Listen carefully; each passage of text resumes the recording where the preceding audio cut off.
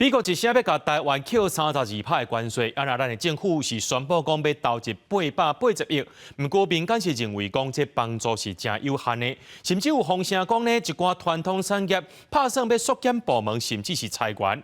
劳工团体也发出声明，呼吁政府呢，就要提出具体稳定措施。咱劳动部是表示讲，会推出安定就业措施，稳定就业市场。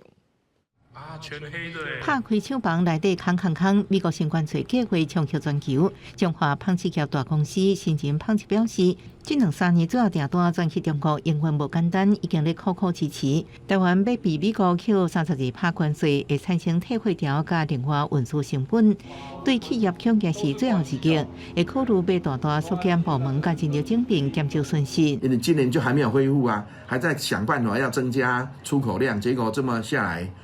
这个也不用想了啦，也不用考虑，是减少最大的损失就是赢了啦。现在，伫南投竹山工业区的玉树公司，主要生产工业用的钉啊、加钉秤，而且100%外销美国，目前产线依然咧运作。不过美国关税严重冲击原料供应，甲生产线安排未来营运情势是真严重。在未来几个月可能会非常的紧张啊，因为 原料供应啦，还有这个生产的安排啦，都会影响到。中华车辆大厂建代工业表示，虽然承接美国仓库准备好10万多条车辆应变，不过议员希望政府赶紧甲美国协商。